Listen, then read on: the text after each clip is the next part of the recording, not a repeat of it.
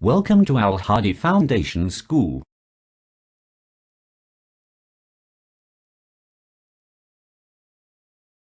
बिस्मिल्लाहिर्रहमानिर्रहीम। अस्सलाम वालेकुम। अपनी किताब का सफ़ा नंबर 21 निकालें।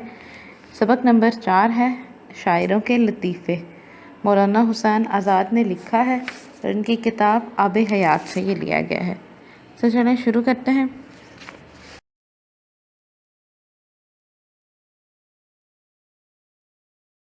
एक दिन लखनऊ में मीर से मुराद मीर तकी मीर हैं और मिर्ज़ा रफ़ी सोदा, ये दोनों जो है वो इन दोनों के कलाम पर दो शख्सों ने तकरार में तूल पकड़ा। दो शख्सों ने यानी दो आदमियों ने तकरार, वो आपस में बहस कर रहे थे, तूल खींचा यानी वो आपस में बहुत इस बात को लंबा ले गए कि एक दिन मीर और मिर्ज़ा के कलाम को लेकर दो आदमियों के दरमियान बहस हो गई और वो बहस बहुत लंबी हो गई। आखिर फैसला हुआ कि किसी से जो है ना वो इस बात का फ़ैसला करवाया जाए कि कौन ज़्यादा अच्छा शायर है। दोनों ख्वाजा बासित के मुरीद थे।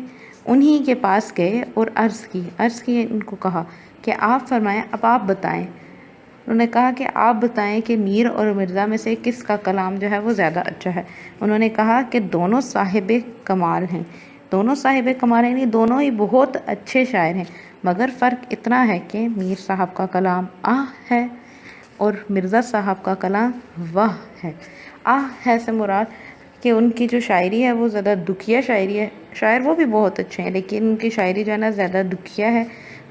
और जो मिर्ज़ा साहब हैं उनकी शायरी जो है वो खुशी पर मबनी है, उसमें ज़्यादा खुशी के असरात के बारे में बयान किया जा रहा है। अब उन्होंने मिसाल में मीर की मीर का जो शेर पढ़ा वो क्या पढ़ा, सरहाने मीर के आहिस्ता बोलो, अभी टुक रोते रोते सो गया है। टुक का मतलब होता है ज़रा, अभी जो है वो रोते रोते सो गया है। और मिर्ज़ा का जो शेर पढ़ा उसको देखते हैं। सोदा की जो बालें पे हवा शोरे क़यामत, खुदा में अदब बोले अभी आँख लगी है। बालें का मतलब होता है सरहाने, और शोरे क़यामत कि सौदा के सरहाने ऐसा शोर था जैसे क़यामत बर्पा हो गई हो। खुदा में अदब बोले, जो खादिम थे, जो खिदमतगार थे, उन्होंने कहा कि शोर मत मचाइए कि अभी अभी आग लगी है। इनमें से एक शख्स जो मिर्ज़ा के तरफदार थे वो मिर्ज़ा के पास भी आए और सारा माजरा बयान किया। मिर्ज़ा भी मीर साहब के शेर को सुनकर मुस्कुराए और कहा, शेर तो मीर का है मगर दाद ख्वाही इनकी दद्दा की मालूम होती है। यानी ये शेर तो मीर का लिखा गया है मगर जो उनको दाद रसी या जो उनकी तहसीन और तारीफ़ हो रही है ना, वह जो उनकी दद्दा जो है ना या दाइया या फिर परवरिश जिसने की उसको कहा जाता है कि ये इसका जो क्रेडिट है, जो इसकी तहसीन है, जो इसकी तारीफ़ है ना, ये उनकी परवरिश करने वालों को जाती है कि उन्होंने इतना अच्छा शेर कहा है।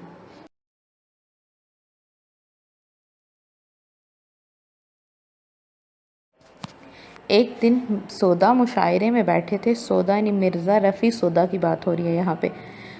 लोग अपनी अपनी गज़लें पढ़ रहे थे। एक शरीफ ज़ादे की 12-13 बरस की उम्र थी। उसने गज़ल पढ़ी। मतला था। मतला कहा जाता है जो गज़ल का पहला शेर होता है ना, जिसमें काफ़ी यानी हम आवाज़ अल्फाज के साथ और हम वज़न हो, यानी एक जैसा हो, कहीं पे उस पर के का फ़र्क ना आ रहा हो बल्कि एक जैसी आवाज़ और एक जैसा वज़न हो, तो उसको जो पहला शेर होता है ना किसी भी गज़ल या नज़्म का, उसको हम मतला कहते हैं। तो ये देखें कि आपको ऐसे भी इसको पढ़ेंगे तो आपको नज़र आ जाएगा कि ये मतला किस तरह से है। दिल के फपोले जल उठे सीने के दाग से, इस घर को आग लग गई घर के चिराग से। आप देखें के दाग से, के चिराग से, के दाग से, के चिराग से, ये इसके हम आवाज़ अल्फाज हैं, इसके काफ़िए हैं और इनकी वजह से इसका वज़न जो है वो बराबर आ रहा है। तो इसलिए जो हम वज़न हो और हम काफ़िया हो और पहला जो मिसरा होता है, पहला हम वज़न और हम काफ़िया मिसरा जो है वो मतला कहलाता है और जो आखिरी होता है उसको मक्ता कहते हैं।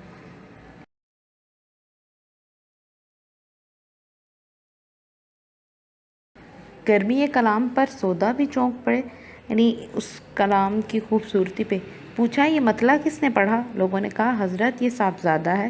سودا نے بھی بہت تعریف کی، بہت مرتبہ پڑھوایا اور کہا کہ میاں لڑکے جوان ہوتے نظر نہیں آتے، خدا کی قدرت انہی دنوں میں لڑکا جل کر مر گیا۔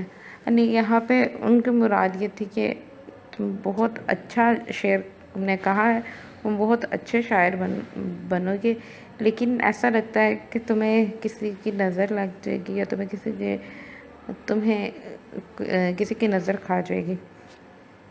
تو کیا ہوا کہ کچھ ہی عرصے بعد اس خبر ملی کہ وہ جل کر مر گیا ہے۔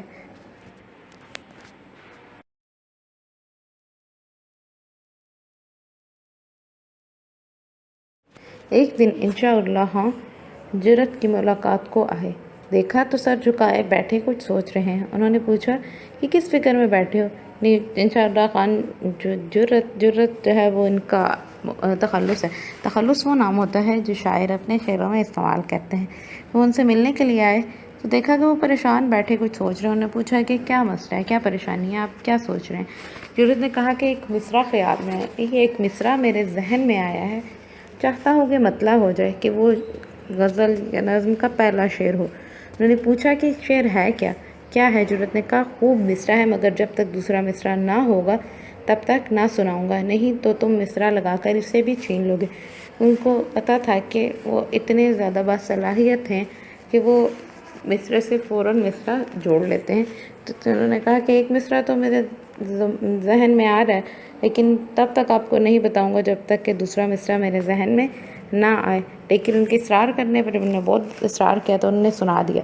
سید انشاء نے بہت اصرار کیا۔ اصرار کرنا ہوتا ہے بار بار کسی کام کے لیے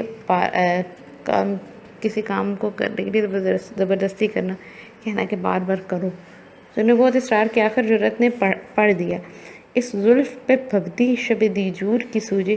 سید انشاء نے فوراً ہی کہا اندھے کو اندھیرے میں بہت دور کی سوجی، کہ وہ پہلے ہی نہیں بتانا چاہ رہے تھے، وہ بتانا اسی لیے نہیں چاہ رہے تھے کہ جیسے ہی میں بولوں گا انہوں نے دوسرا مصرع خود بخود بنا دینا۔ سے کیا ہوا، جرت ہنس پڑے اور اپنی لکڑی اٹھا کر مارنے کو دوڑے۔ دیر تک انشاء آگے آگے بھاگتے پھرے اور یہ پیچھے پیچھے ٹٹولتے پھرے کہ وہ ایک دوسرے کو پکڑنے کے لیے، یہ آپ کو میں نے منع کیا تھا کہ میں نہیں سناتا، لیکن آپ نے سنی اور پھر اس کام سے باز نہیں آئے جس کام سے میں آپ کو منع کر رہا تھا۔ انہوں نے دوسرا شعر ضرور ہی کہا۔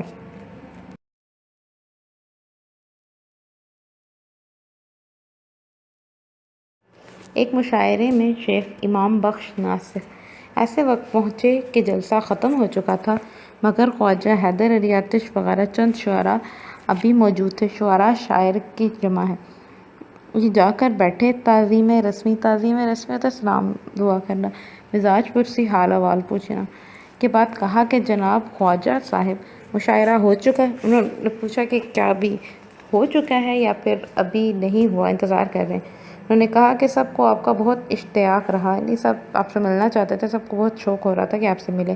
سب نے، شیخ صاحب نے یہ مطلع پڑھا جو خاص ہیں وہ شریک گروہ عام نہیں، شمار دانہ تسبیح میں امام نہیں۔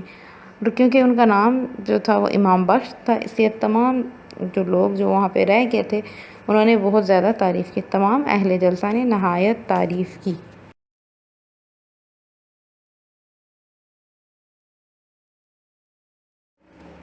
ایک شاگرد اکثر بے روزگاری کی شکایت سے سفر کا ارادہ ظاہر کیا کرتے تھے۔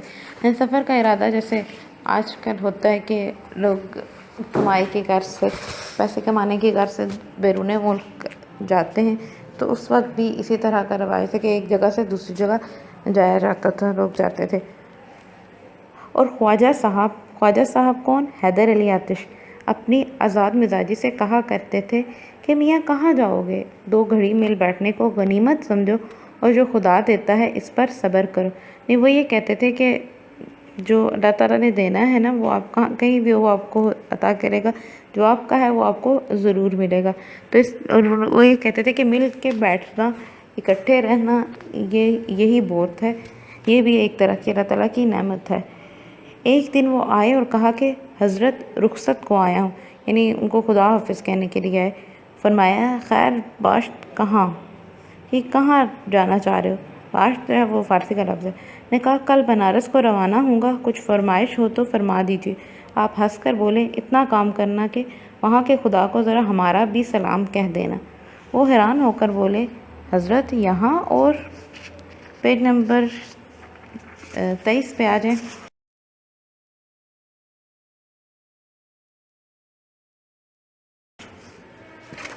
یہاں اور وہاں کا خدا جدا ہے۔ وہ حیران ہوئے کہ کیا ایسا ہو سکتا ہے کہ یہ دہلی کا اور بنارس کا رب الگ الگ کیسے ہو سکتا ہے؟ خواجہ صاحب نے کہا جب خدا وہاں یہاں ایک ہے تو پھر ہمیں کیوں چھوڑتے ہو؟ جس طرح اس سے وہاں جا کر مانگو گے اسی طرح یہاں مانگو، جو وہاں دے گا یہاں بھی دے گا۔ اس بات نے ان کے دل پر ایسا اثر کیا کہ سفر کا ارادہ موقوف کیا اور خاطر جمی سے بیٹھ گئے۔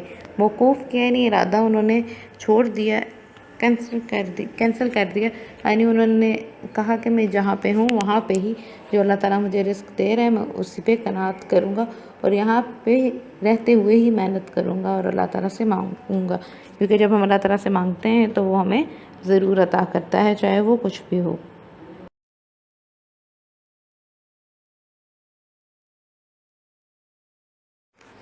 ایک دن معمولی دربار تھا۔ استاد خان ابراہیم ذوق بھی حاضر تھے۔ ایک مرشد زادے تشریف لائے۔ وہ شاید کسی اور مرشد زادی یا بیگمات میں سے کسی بیگم صاحب کی طرف سے کچھ عرض لے کر آئے تھے، یعنی کوئی درخواست وغیرہ لے کر آئے تھے۔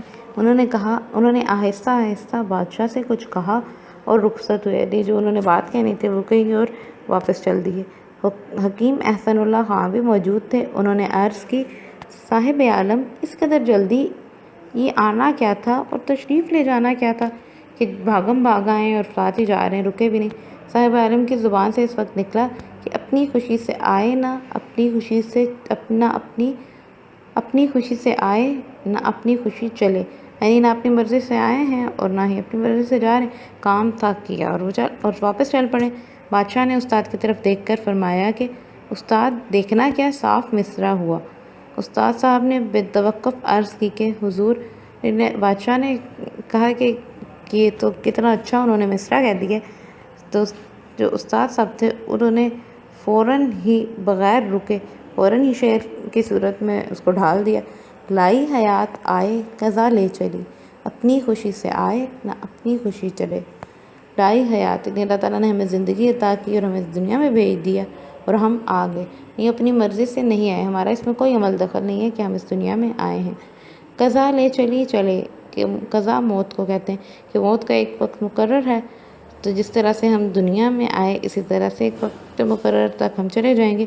نہ ہم اپنی مرضی اپنی خوشی سے آئے ہیں اور نہ ہی اپنی خوشی سے جائیں گے، کیونکہ اگر ہماری مرضی چلے تو پھر تو کوئی بھی انسان جو ہے وہ کبھی بھی جانے کے لیے راضی ہی نہ ہو۔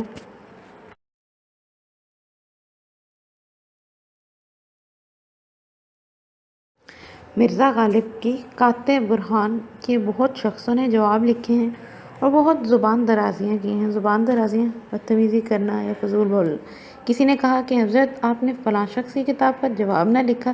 فرمایا بھائی اگر کوئی گدھا تمہارے لات مارے تو تم اس کا کیا جواب دو گے؟ انہوں نے اس کو جواب دیا کہ اگر کوئی تمہیں ٹانگ مارے گا، گدھا ٹانگ مارے گا تو کیا تم بھی اس کو جا کے مارو گے؟ مطلب یہ ہوا کہ ہمیں ہر کسی کی بات کا جواب دینا نہیں چاہیے۔ اگر کوئی ہم سے بدتمیزی کر رہا ہے تو ہم جواب میں بدلے میں اسے بدتمیزی کریں گے تو ہم میں اور اس میں کیا فرق رہ جائے گا؟ یہ کیا ہے، ہمیں اچھائی کا جواب اچھائی سے اور برائی کا جواب بھی اچھائی سے دینا چاہیے۔ اس کی جو مشق ہے، اس کی مشقی سوالات اور جو بھی اس کے اندر ہے خالی جگہ غلط درست خلاصہ، یہ تمام کا تمام آپ لوگوں کو جوابی کاپی پر دے دیا جائے گا۔ آپ نے وہاں سے دیکھ کے اس کو حل کر لینا ہے اور اس کو یاد بھی کر لینا ہے، ان کو اچھے طریقے سے یاد کرنا اور اپنی اردو کی کاپی پر یہ تمام کام آپ لوگوں نے کرنا ہے۔